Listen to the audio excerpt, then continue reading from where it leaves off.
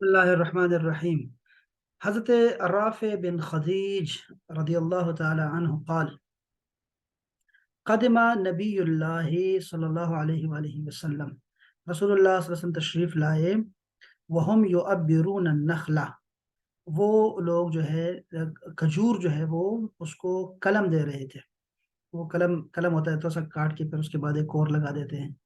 तो अपने ज़राअत से मुतल्लिक महारत उसने कोई काम कर रहे थे। फ़क़ाला मा तस्नऊन, ये तुम लोग क्या कर रहे हो?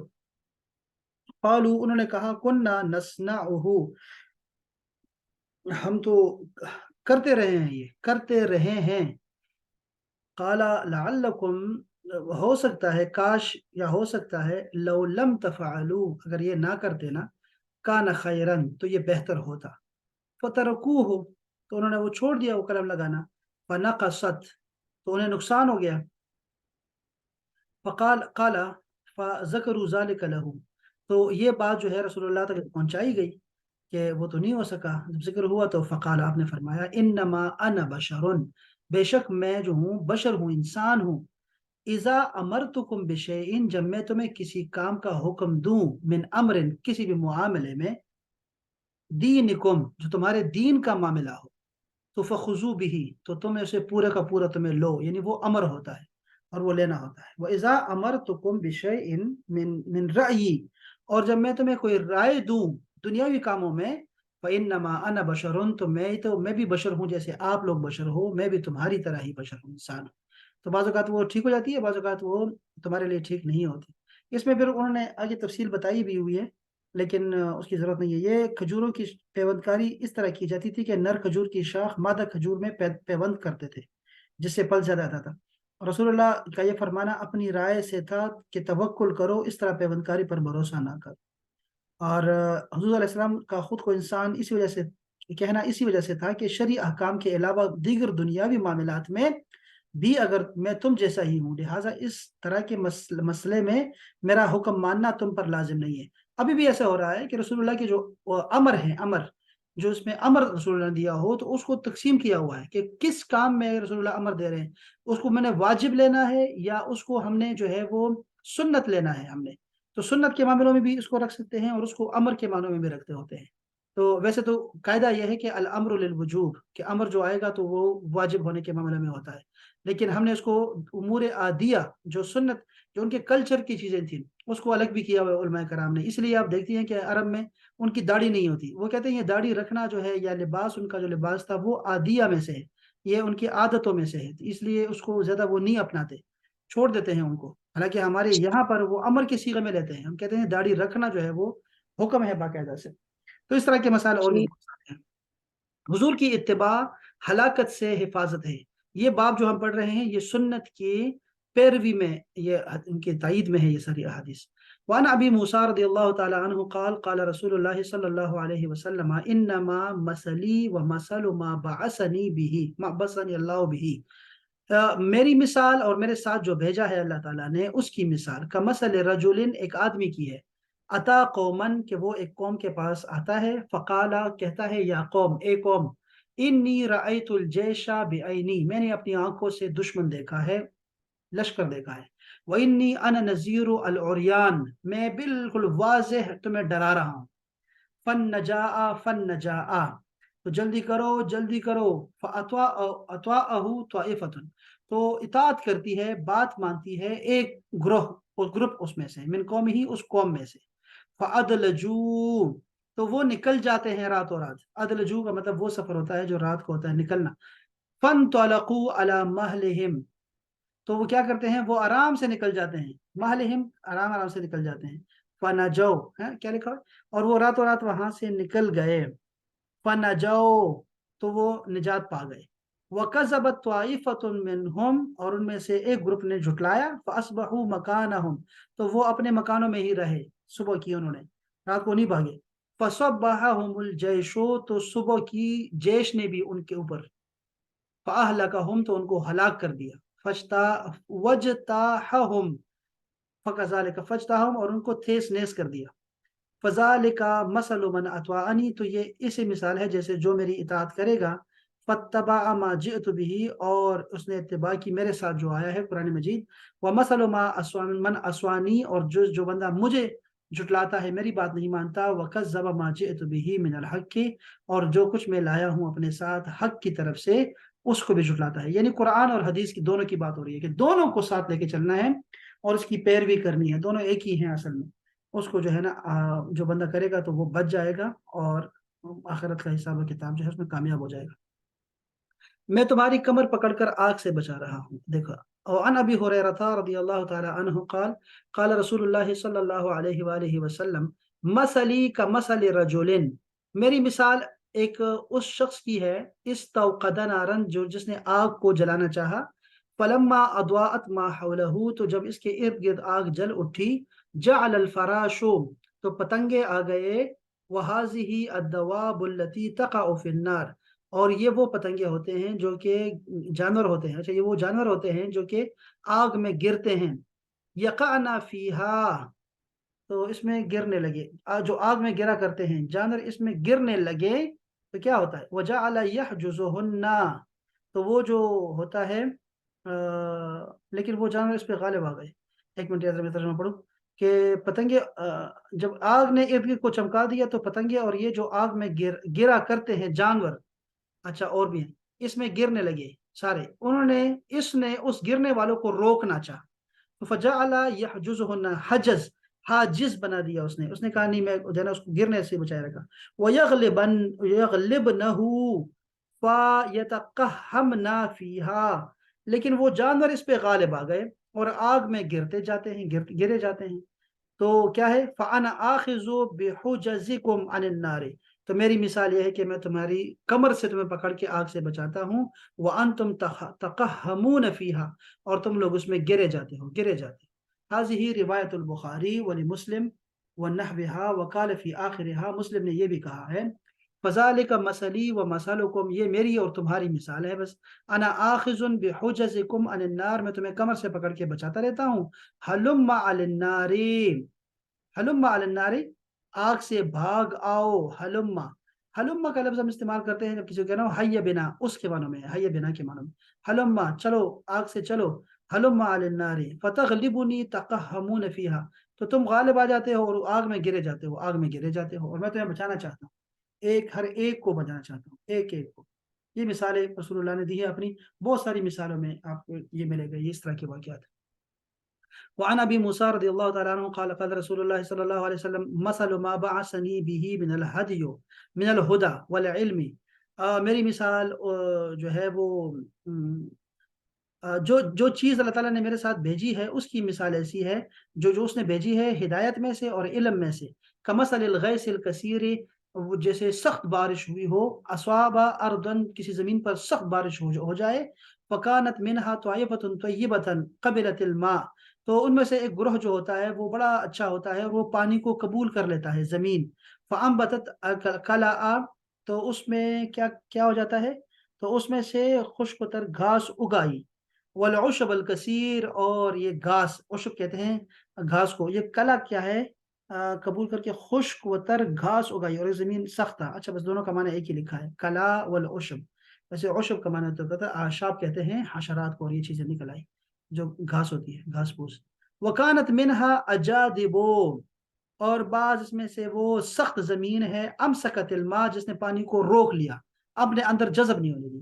فنفع اللہ بها الناس، تو لوگوں نے پی لیا، اس کا فائدہ ہو گیا، لوگوں کو فائدہ ہو گیا.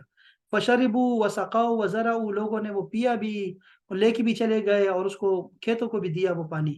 واصاب منها طائفۃ اخرى، اور تیسرا زمین کا ایک ٹکڑا بنجر تھا جس نے نہ تو پانی کو محفوظ کیا، کیا کیا؟ انما ہی قیعان لا تمسک الماء، وہ بنجر زمین تھی، اس نے نہ پانی کو روکا. ولا تنبت کلاء، اور نہ ہی اس نے کوئی گھاس پوس جو ہے اگائی. فذلک مثل من فقہ فی دین اللہ، تو یہ ایسی ہی مثال ہے کہ جس نے اللہ کے دین کو سمجھا. ونفعہ ما بعثنی اللہ بہ، اور اسے نفع پہنچایا جو چیز میرے ساتھ آئی اللہ تعالیٰ نے بھیجی ہے. فعلم وعلم، اس نے خود بھی سیکھا اور لوگوں کو بھی سکھایا. یہ بہترین زمین ہے.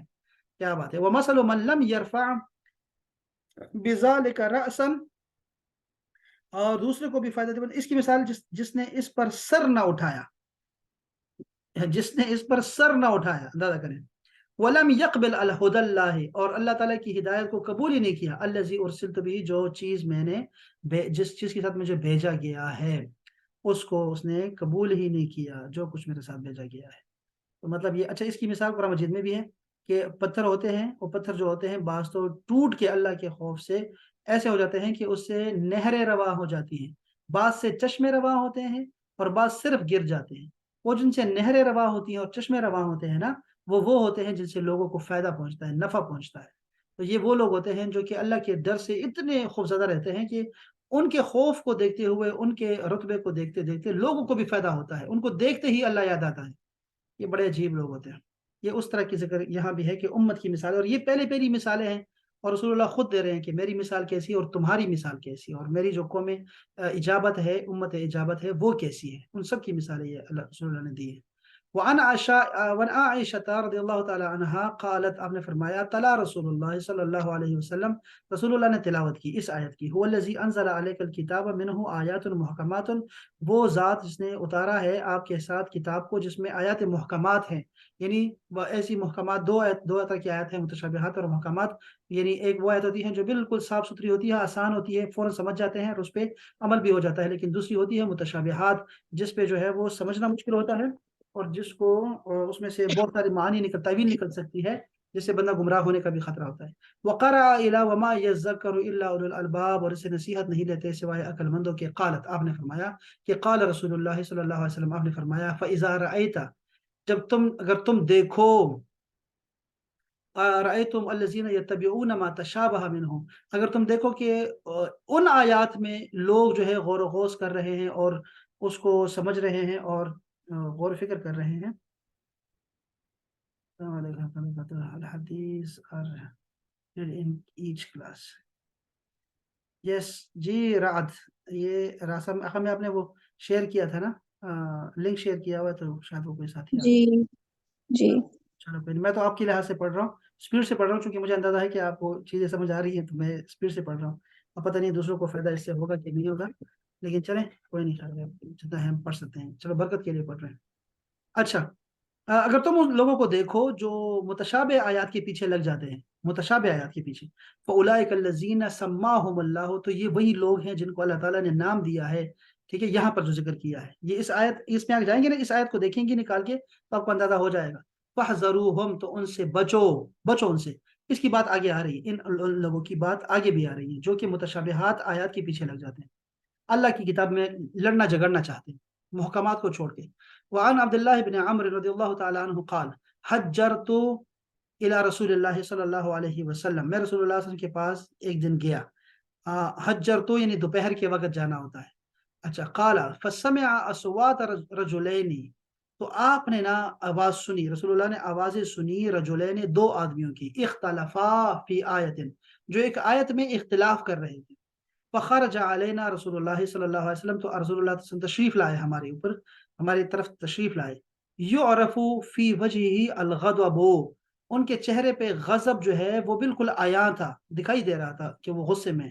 فقال، تو آپ نے فرمایا، انما ہلک، ہلاک ہو گئے ہیں بے شک وہ لوگ، من کان قبلکم، جو تم سے پہلے تھے، باختلافہم فی الکتاب، کہ وہ اپنی کتابوں میں اختلاف کیا کرتے تھے، جھگڑے کیا کرتے تھے، جھگڑے نہیں کیا کرو، جھگڑے کیا کرتے تھے وہ لوگ، اس سے جو ہے اس سے بچو۔ اس طرح سوال کے بارے میں بھی نے فرمایا کہ سوال بہت کرتے تھے اپنے پیغمبروں سے، جس کی وجہ سے جو ہے وہ گمراہ ہو جاتے تھے۔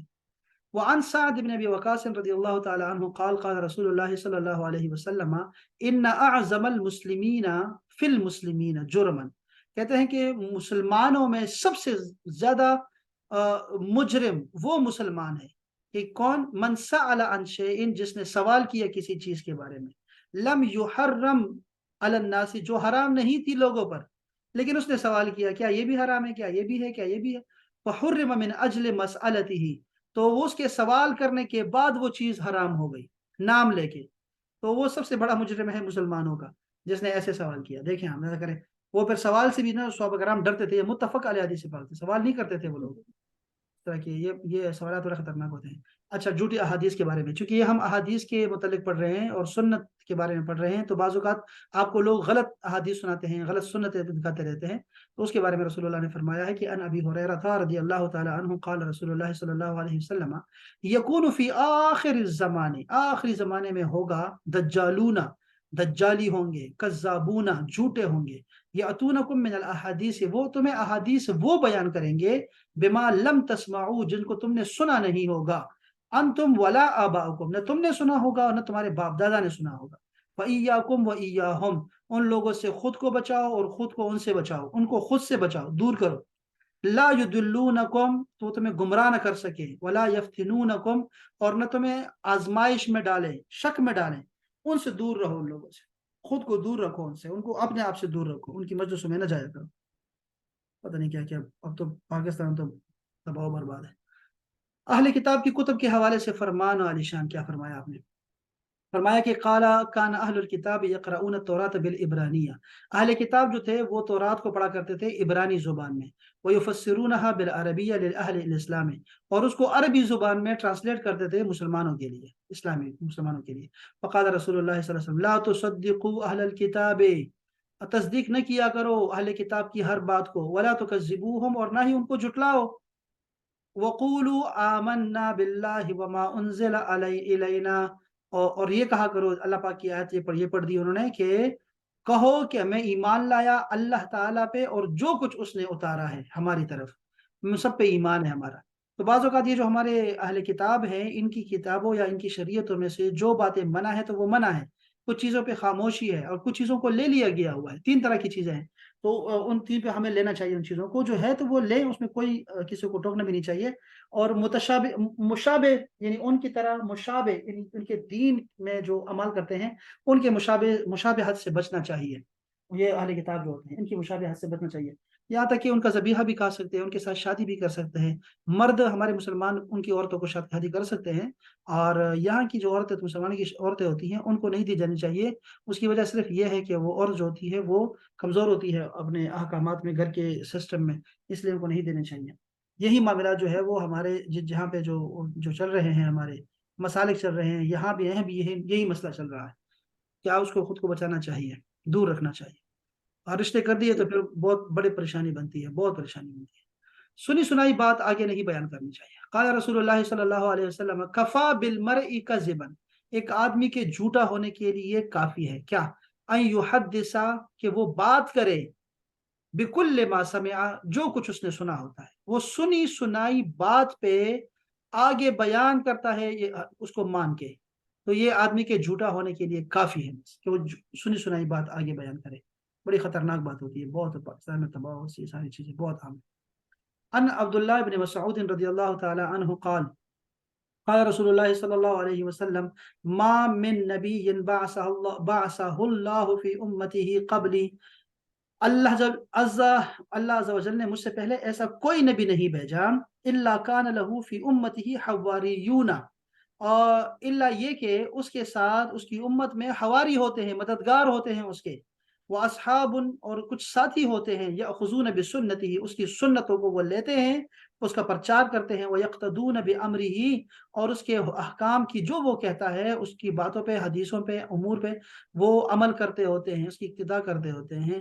ثم انہا تخلف من بعدہم، اس کے بعد کیا کرتے ہیں کہ پھر ان حواریوں کے بعد ایسے ناخلف پیدا ہو جاتے ہیں، ٹھیک ہے جی، کہ کیا کرتے ہیں وہ لوگ، خلوف، ایسے ناخلف اولاد، جیسے کہتے ہیں اس کو ہم سپوت کہتے ہیں، سپوت بیٹا ہوتا ہے جو باپ کے نام کو روشن کرے، تو وہ کپوت ہوتا ہے، کپوت وہ پتہ نہیں کیا ہوتا ہے، اور اس طرح یہ ایک ہے کہ ناخلف اولاد ہوتی ہے جو کہ باپ کے پیچھے جاتی نہیں ہے، باپ کے طریقوں کو چھوڑ دیتی ہے، تو ایسے لوگ آئیں گے بعد میں جو کہیں گے ما لا یفعلون، جو کریں گے نہیں، کہتے رہیں گے، بولتے رہیں گے لیکن کرتے نہیں ہیں، وَيَفْعَلُونَ مَا لَا يُؤْمَرُونَ، اور وہ کرتے ہیں جس کا وہ حکم دیتے ہی نہیں ہے۔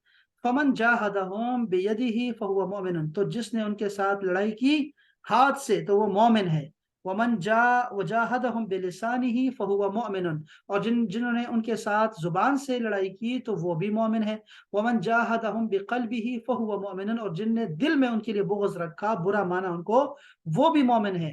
وَلَيْسَ وَرَاءَ ذَلِكَ مِنَ الْإِيمَانِ حَبَّةُ خَرْدَلٍ، تو اس کے بعد ایمان کا ایک ذرہ بھی نہیں بچتا، دیکھا آپ نے، یعنی آپ دل میں بھی اس کو برا نہیں جانتے، کہتے ہیں نہیں وہ بھی مسلمان ہے، ہم بھی مسلمان ہیں، وہ بھی ٹھیک ہے، وہ بھی مسلمان، تو سمجھ جاؤ کہ ایمان کا ذرہ بھی نہیں ہے، ذرہ بھی نہیں اس کے ساتھ، ہاں بے دینوں کے ساتھ جو ہے وہ نہیں ہونا چاہیے۔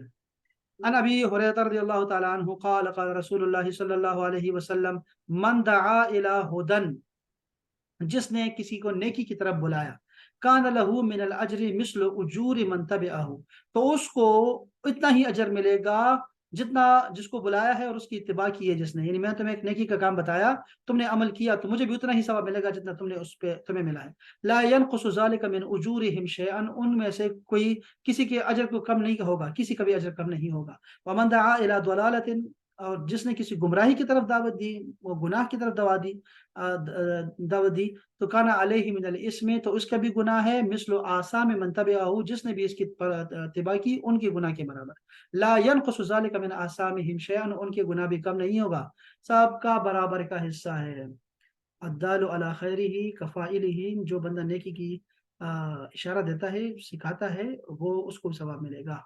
آپ نے فرمایا کہ قال رسول اللہ صلی اللہ علیہ وسلم بدأ الاسلام غریبا، اسلام شروع میں غریب تھا، غریب کا مطلب ہوتا ہے اجنبی عربی زبان میں، وَسَيَعُودُ كَمَا بَدَأَ، اور یہ بعد میں پھر ایسا ہی ہو جائے گا جیسے پہلے تھا، جیسے شروع ہوا تھا۔